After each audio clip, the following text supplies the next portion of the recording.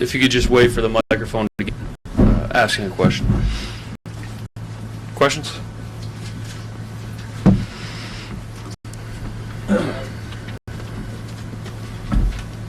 Donnie, at what point today did you believe you were not going to move Louis?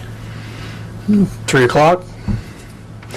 In all honesty, that I certainly had evaluated over the course of months, really, as to whether or not Lou was going to be signed before the deadline. We've been in contract negotiations. We'll continue to talk with Louis and his group.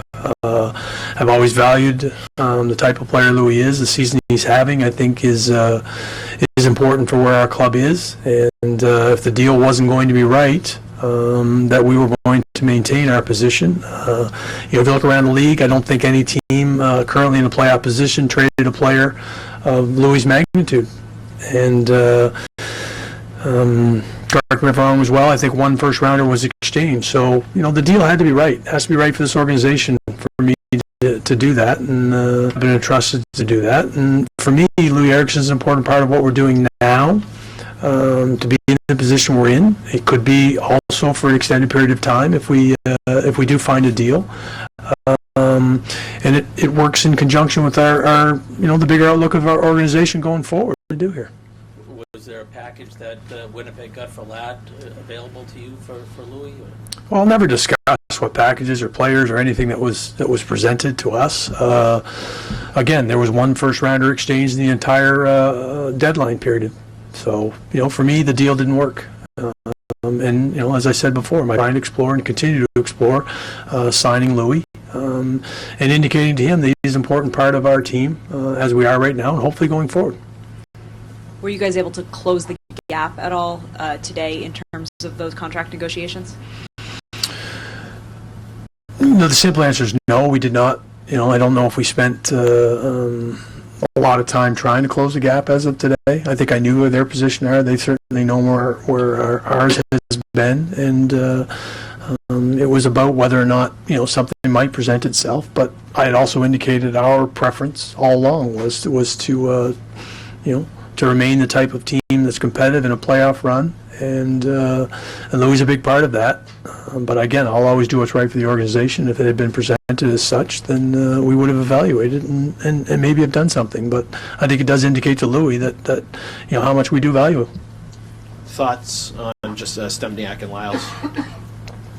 Yeah, clearly, we wanted to continue to add to this hockey club. We looked at the number of transactions this past year and the acquisition of picks and prospects that we've accumulated, and felt that we were in a position to protect our 2 firsts and our second this year. Clearly, we gave up some that other teams will use, and that's part of the business, especially this time of the year. But in talking with a lot of teams and about different prospects that they may or may not have been after, I felt the draft situation and relinquishing some of those in order to acquire a player of Lee's versatility, the type of years he's having, I think will complement our group very well and can play in a bunch of different positions for us.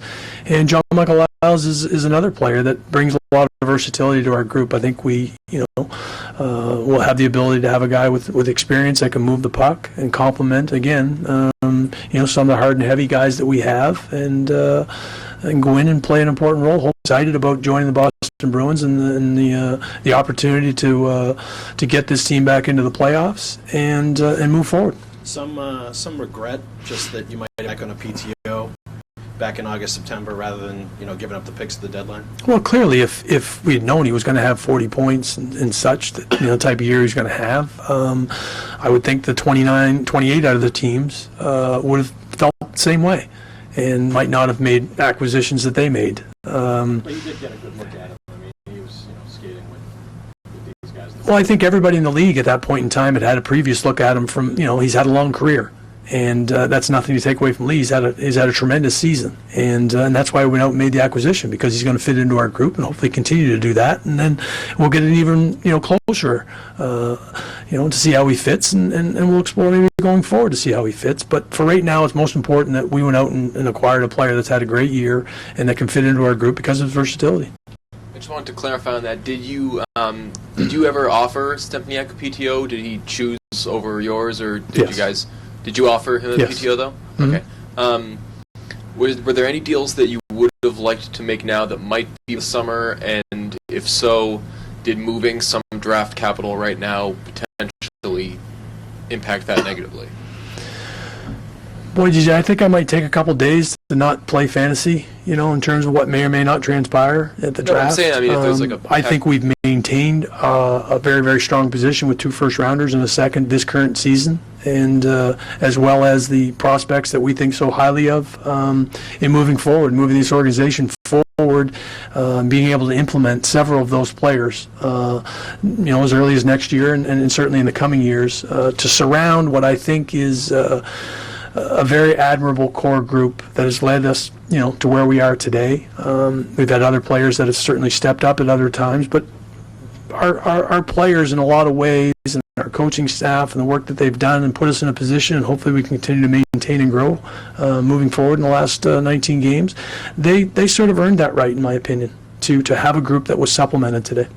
Everybody wants that stud, young, controllable defenseman. Did that market not exist?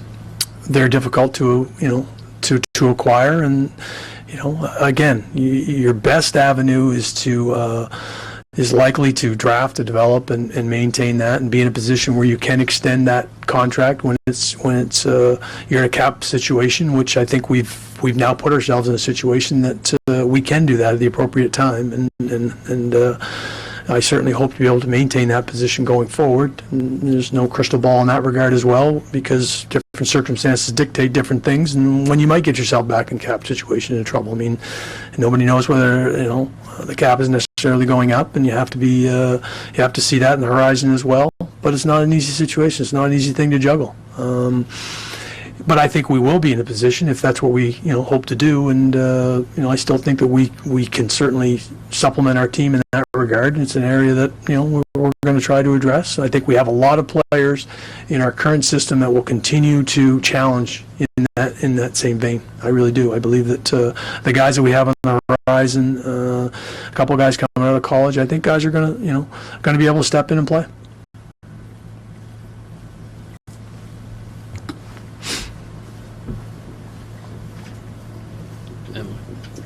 You just go over what the situation is with Talbot, Ronaldo, Kampainen.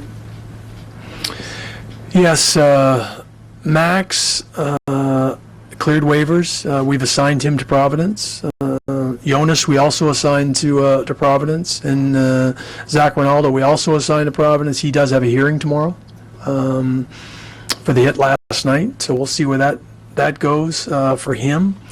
I think, as I mentioned yesterday, it was about getting ahead of the deadline to have some flexibility depending on the players that may or may not be acquired. Very difficult conversations to have with players at that particular time, and then I'll sit with Claude tonight and spend some time to look at our roster going forward. You have to manage the recall situation, and now it's about putting forth the best team on the ice that we possibly can each and every night to win our hockey games and get us where we want to be. Hex? Your first trade deadline as a GM, was this difficult, enjoyable, exciting, agonizing? How would you describe it now that it's in the rearview mirror?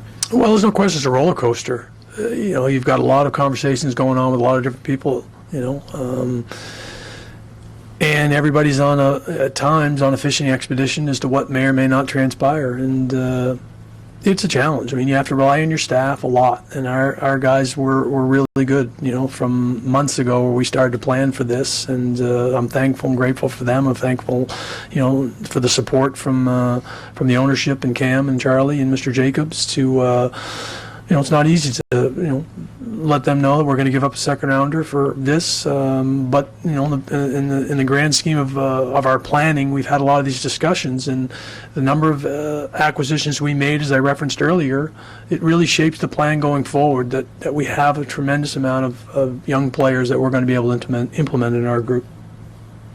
But it's a challenge. There's no question it's a challenge.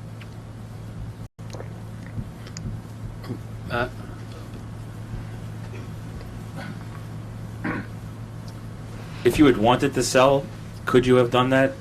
Or is there some sort of edict from ownership where playoffs or bust type thing? Or It's about the right deal, and this team has performed as such that we're in a pretty good position if we can take care of business between now and the end, and I think that's important. We've said all along that I think we're going to be a very competitive hockey club and expect to be in playoff positioning, and we hope to maintain that, between the next 19 games. And whether that's proving ourselves right or other people wrong doesn't really matter what the motivation is. And the ownership group, from the time that I was interviewing for this position, expected certain things to be addressed, be it the cap and flexibility there, to acquire some younger players that would be implemented into our group because of the cap situation and the horizon that it may not be increasing. So we've tried to, but part of the exercise of being a competitive team right now, being in playoff positioning, was to try and improve our hockey club, and hopefully we did that today. and if you didn't close the gap on Louis, where's the leverage now is in a negotiation? I mean, clearly it looks to me anyway that it's all in his camp now, as far as taking you to July 1st and then leaving you with nothing. So where's the leverage, and how do you get that done? Well, I mean, nobody knows what the landscape's going to look like. There were several players last year that went to free agency and signed on. I know one player signed in September that felt that he was getting a particular deal. I'll never begrudge a player for asking what he thinks he's worth or what the market may bear. I was a former player. I have to respect that. I think that the player himself has to respect where the organization is. We've made a significant offer. There's a gap there. I'm not really concerned about the leverage at that point in time. If a player believes between now and the end of the year that this is where he wants to be, and if we find the right deal that fits, then we're going to be able to find common ground. And if we don't, then maybe we're into a marketplace that we're looking at other teams that did exactly the same thing, in all honesty. There are several teams today that have expiring, free agents that are a big part of their hockey club that may or may not hit the market. And, I think that's going to be somewhat more common going forward than maybe you're attributing to the past. Don, big picture, in your experience, have you seen the landscape in terms of significant team building window toward June for some of these other markers that have been on the calendar? Well, I think parity, factors in that up until the last little bit, there were several teams that weren't really selling up until, the last couple of days. So again, that's going to, I don't know if that gets stretched out, differently going forward. I know for a fact there weren't a lot of high-end prospects, exchanged during this deadline. There was a lot more picks, as several teams were trying to, load up and get themselves in a position where they felt they could take a run.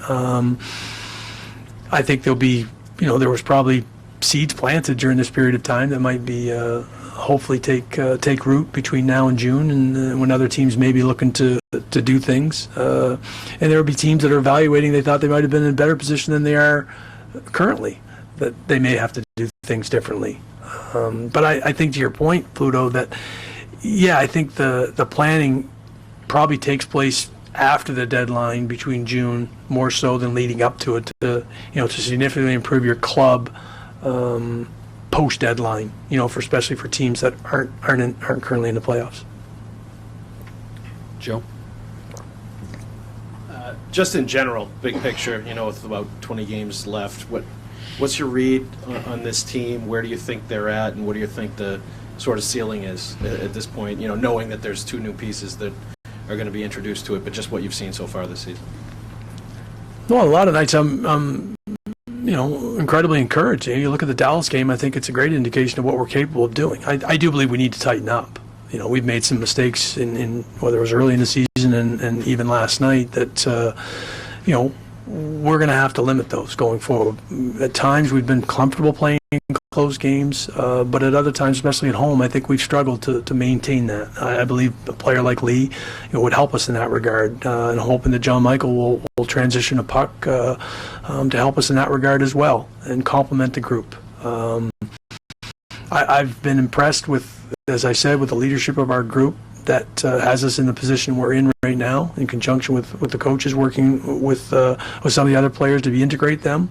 And, I think that we've got every good a chance as everybody else, to get into the playoff and see where it falls. Clearly there's probably one team that separated themselves in the East, but the rest of us are sort of in a pretty good hunt, and there are teams behind us that are probably thinking they can reel us in. So we've got some work to do, and it'll certainly start with tomorrow. I think everybody takes a deep breath that this is a group moving forward, and they can galvanize as a result of that. Don, first, so just to close of the answer, both these guys, you expect them to be in and to play tomorrow night? Or? We've put travel plans in place that we expect them to be in, and available. So hopefully that will materialize. Okay. And on Lyles, I mean, he was seen for a lot of his career, and actually until far back as a production kind of guy, like you said, transition. Do you, from what you see of him now, I mean, is he someone that can help with that? What you referred to yesterday, I think, was like shot suppression. I mean, is he? Well, shot suppression comes in a bunch of different ways. If you're spending more time at the other end, your chances are you're not giving up at ours. And at times we haven't moved the puck as crisply, as cleanly as we would like to. Hopefully he's going to continue to do that because we identified that he had been doing it. Carolina was a team that, if you look at analytically, they had not given up as much as we have on particular nights, to tell you the truth. They've been a team that hasn't scored at the level that we have.